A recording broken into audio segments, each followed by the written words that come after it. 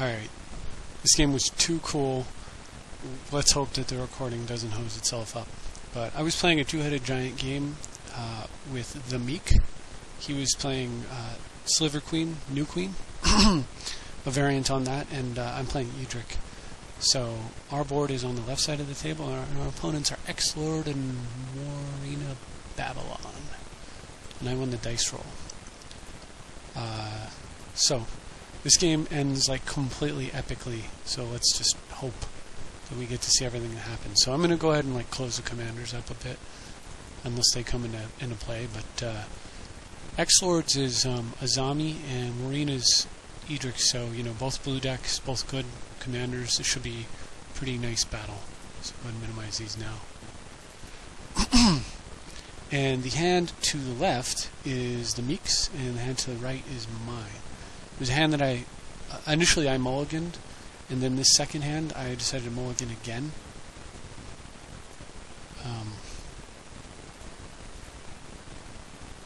And I mulliganed into this hand, which has a lot of promise if I can simply draw a green. And I've got a brainstorm, so I figured, hey, that's cool. I'm going first also, so. I broke one of my rules with brainstorming. Usually what I do is I say go, and then when the turn comes around, I draw for my turn, and then I brainstorm, so I can go 4 cards deep. And I broke the rule here. I cast brainstorm right off the bat. And look, no green. So let's see what happens. So Sage of Aperture comes down on the wizard player's side. That leads off with the top deck Sarah Ascendant. Themeek, rather. Matt being his name. Hopefully I'm not giving away any secrets here. And then a Weathered Wayfarer comes down. And then I think we were both kind of thinking that you could block for your opponent. And then initially, and then I guess you can't block for your teammate. So I think he still had that in mind when he didn't swing with the Sarah Ascendant. So no big deal. I don't think an 80 life game is going to come down to a few points of damage. And then he gets Ghost Quartered, and he's still, you see he's got Godless Shrine, he's still a couple dual lands short of finishing his deck up, and he put extra, to make up for that, he put extra non-basics in there, and so he has no non-basics. So that Ghost Quarter completely sets him back. Now, if you notice this game, I've got no mana, and he's got no mana. So our opponent tries to write a replication, the Ascendant, and it's really not that important to fight it, but I decided to go ahead and just pierce it anyway because I have no other play and I'll be discarding.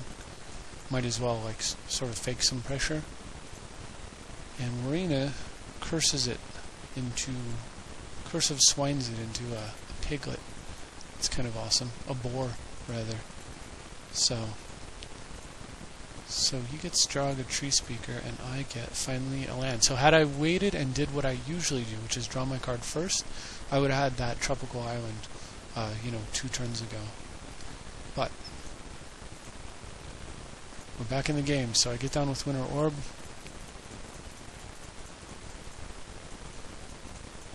Edric player set back a bit, and Matt swings in for some damage since there's not much he can do. He leaves the boar back just to have a blocker,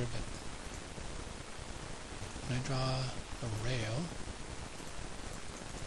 I'm going to brainstorm, so no big deal there, and I get down Arbor Elf. Excuse me. And the Edric player has no play, so I figured he was sitting on a counter spell. Matt draws a Sower of Temptation. I'll just move my hand over here. Don't think the time's going to matter too much for now.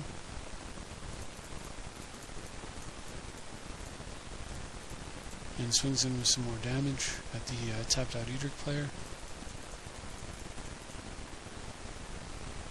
So, what I should have done, and this would have been totally tech and totally awesome, except I didn't do it, was draw for the turn, play my island, do whatever I wanted, and then just say go. And then on Themeek's turn, when he untaps Dryad Arbor, he could tap it for green, and then I Arbor Elf his Arbor, so he can get a second green and get his Draga Tree Speaker leveled up. and then from there he can green some Zenith into a Bird of Paradise, and then from there he'll be totally set. But I didn't see it. So I don't make that play. So I Arbor Elf my Tropical Island and play a Rayo, and then get down with a Glen Elendra. My opponent response riffs up my Winter Orb. So that's the third spell of the turn. I was kind of wishing that I had played Trigon instead, in which case I would have had 2 mana to cast Winter Orb, but alas, it's not to be. So he gets his mana back and is able to play his commander and draw a couple of cards right off the bat. Plays a land. While the Edric player is able to play an uncounterable Sower of Temptation. I thought he would take Glen Elendra here. He actually takes a Rayo, so I was real nervous, because that's spell number 1. A couple more and a flip, and that's a problem. But he doesn't have it. So finally, the Themeek, he draws his Frozen Verge. And passes for the turn. And now things get kind of crazy. So I drew a Metamorph. So the play here is, again, not seeing the pump on his Arbor play. So the play here for me is Sower. So I Sower to get back to steal the Azami. Thankfully, my creatures are wizards. So I immediately draw a card. Draw another card. Sorry, tap a guy's Cradle for a Metamorph. Metamorph clones Sower. Sower takes the other Sower. I then snap my Arayo back, untapping the Cradle. Tap to draw. Play a land, which fetches, of course. Tap for a whole bunch of mana, play a Rayo. Tap to draw. Play a Trinket Mage, who is also a wizard. Fetching Soul Ring. This is a rather good turn for me. Now remember, I didn't play a land. My first turn was Brainstorm into no land, skip a turn. So I'm pretty happy about how this turn's playing out. Draw Pod, of course. Pod away the tapped Trinket Mage to use the fetch Oracle. Which gets me more mana.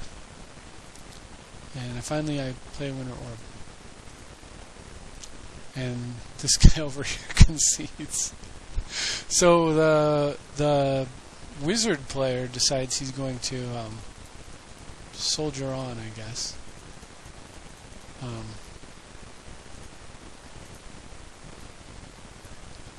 And finally, my partner here gets his mana, so he upgrades Draga Tree Speaker, sacks the goes and fetches Quirion, bounces his Speaker, sacks the Verge. It's good stuff. So it would have been good stuff if the other guy hadn't conceded. And now for the rather epic turn. I think it's this turn. Last turn was pretty epic, but it gets worse. So I start tapping to draw and playing lands off the top of my deck with the Oracle. Okay, so we're tapping wizards to draw cards. I regrow Trinket Mage, flip a Rayo. Now I feel more comfortable with proceeding. Trinket for a Mox. And this Mox will be my Trove. Play an Edric and draw a few cards. And then oh goodness. Oh, pod away Glen Elendra. She pops back out. I pod her into Deranged Tournament. So he fetches a bunch of guys. Glen is a wizard who's untapped again, so I go ahead and just say go and stop right there. Opponent not seeing a flipped Arayo, I guess, runs this guy out, and I go ahead and tap Glen Elendra and the replayed Trinket Mage, both of which I played, I played and drew a card with the Zombie. And then my partner's able to draw a few cards. He draws a Hermit. fetches a cradle. And then I think he thought he had played a land because of the savannah, and he misses playing the cradle and casting the slime. Not a big deal. That's what happens when you play late at night. Mistakes happen. So, this turn is the probably most epic turn ever. I'm going to go ahead and cover up Themeek's hand for a moment, just because you kind of have to... Remember, that's my library there, which is only useful to me if I have a actual land. I wish I could blow up just my board. So, I have an echo cost on a hermit I let go. I, of course, pay life for the Sylvan Library. Tap a zombie to get the Sword of Feast of Famine. Tap Cradle for a ton of mana. Play Sword. Signet, Elf. I meant to play that in the wrong order. Should have got a free token out of it. Equip Sword.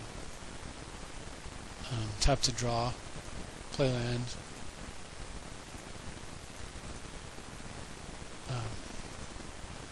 I'm trying to spend all my mana before I attack with that sorted up guy. So tap to draw, play a Arbor using a fetch land, and cast Natural Order, eating the Arbor, collecting the Witness, returning the Drained Shrimp into my hand, who I then cast.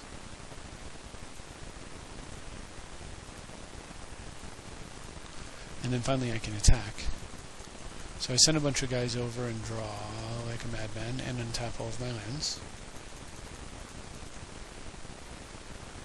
And then start playing elves prior to tapping my cradle. Finally I tap the cradle for 30.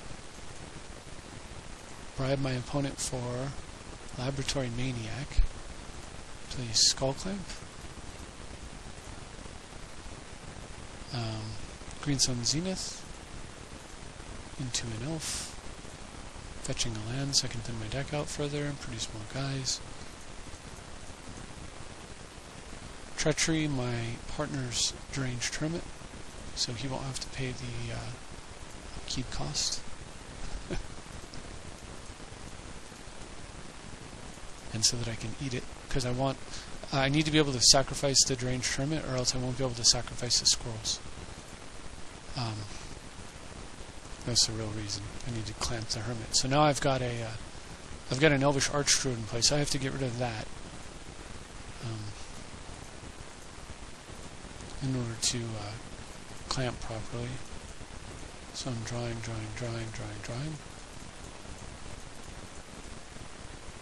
I can't clamp the squirrels with that Archdruid. I can't clamp. I can only clamp insects, not elves. So continue to draw. I can't bounce it with this because it doesn't bounce permanents I control. But I'm down to 40-something mana. Can't Trastodon it away. I play Garrick, so that lets me untap the Cradle again. So I'm drawing many cards. Many cards. I've got 60 mana. So what I could do, and I actually haven't run out of.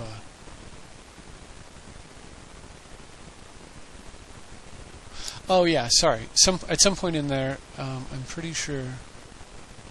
What did I do? There was a way that I killed that thing.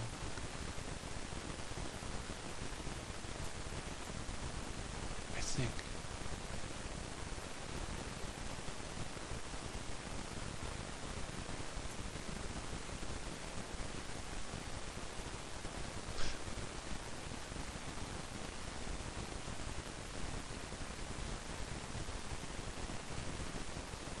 Oh, I regrew and cast Natural Order, or maybe I snapped it. I may have snapped it so that I could untap the Cradle.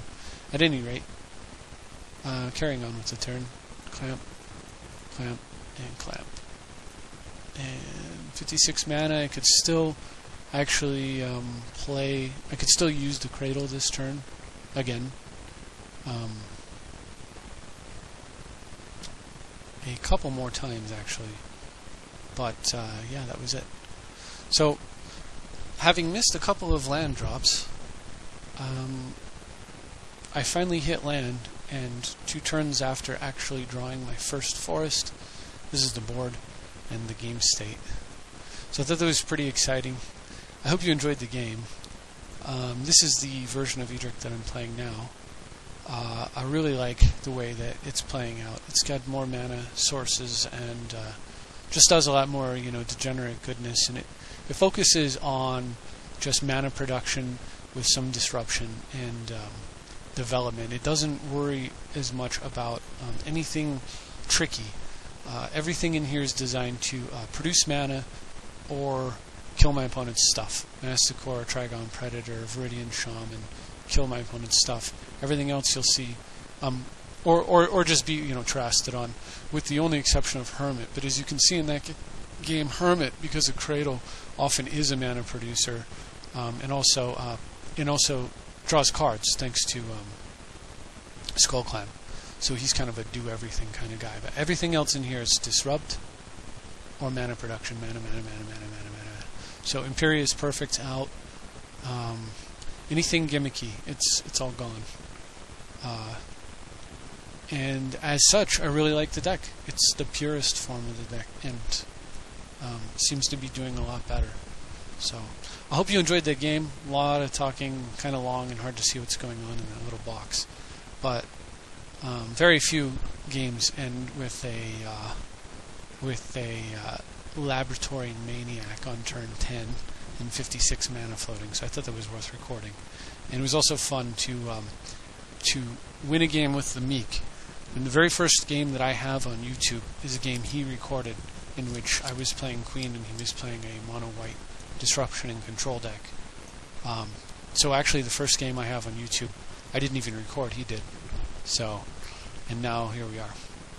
Anyway, thank you for watching, and we'll see you next time.